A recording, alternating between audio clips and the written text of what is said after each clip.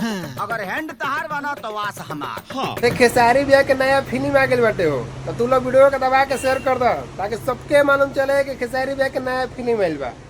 तो छोटा सा वीडियो पूरा का पूरा देख लिया, हम तू लोग के बताएं कि फिल्म कौन सा बा, कहाँ पे देखे और सुने के मिली। एक चीज तू लोग से रिक्वेस्ट बा, चैनल पर नया हो तो सब्सक्राइब करो, अगर फेसबुक पे देखा तो फॉलो जरूर कर लिया। जैसे कि तू लोग खातिर कितना मेहनत करते हैं तू लोग को पता हो कि अभी हम बानी ड्यूटी में तू लोग को दिखाई देत बा, फिर भी हम टाइम निकाल के तू लोग खातिर वीडियो का शूट कर रहा बानी। अभी रात के 9 बजे तक 9:30 तू लोग बैकग्राउंड में दिखाई देते हो कितना अंधेरा बा, सब लाइट जल रहा बा, तो तू लोग खातिर इतना मेहनत करता नहीं। तो हमारा खातिर तू लोग थोड़ा सा मेहनत कर लो, वीडियो को दबा के शेयर करता, कमेंट करके तू लोग बताओ हमारा वीडियो तू लोग कैसा लागेला और तू लोग कहाँ से वीडियो को देख रहा बड़ा। तो चलो फटाफट बताए थे खेसारी भैया का कौन सा फिल्म आ रहा बा।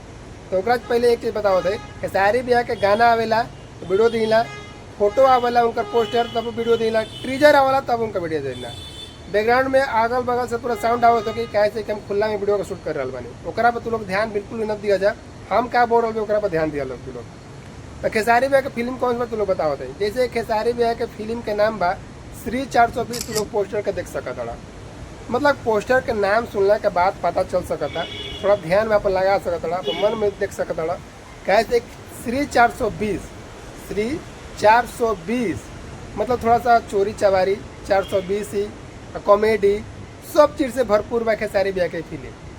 कैसे फिल्म के बारे में ज़्यादा में जानकारी नहीं है, हम ज़्यादा जान ना पाई ना किसी फिल्म के बारे में, लेकिन वीडियो के बारे में जो एल्बम आवेला, गाना आवेला, पोस्टर आवेला, ओकरा बारे में भरपूर हमको मालूम रहेला, लेकिन फिल्म के बारे में ज़्यादा जानकारी नहीं है। हाँ, लेकिन कितना जानकारी बहुत तू लोग बताए थे। तो खेसारी भैया के फिल्म का अगर देखल चाहता है तू लोग तो डिस्क्रिप्शन में लिंक दिले हैं, जाकर तू लोग देख सकता। हम जब वीडियो के शूट करता नहीं खेसारी भैया के फिल्म के 1 हफ्ता हो चुकल बा यूट्यूब पर अपलोड कइल, तो जा फटाफट खेसारी भैया के फिल्म के जाके देखो, सुनो, प्यार आशीर्वाद भरपूर दिया।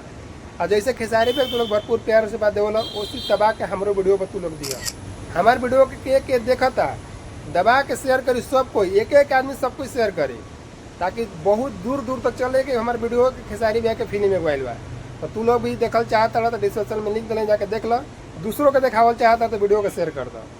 हमारे वीडियो तू लोग कैसा लागेला कमेंट कर जरूर बताइएगा। तू लोग खाते कितना मेहनत कर तू लोग पता बा ना, देखो ड्यूटी में बने फिर भी तू लोग खाते वीडियो शूट करता नहीं टाइम निकाल के, और टाइम निकाल के एडिट भी करब, और रात एक हम एक के तुरंत अपलोड भी करब अगर टाइम मिल जाए तो।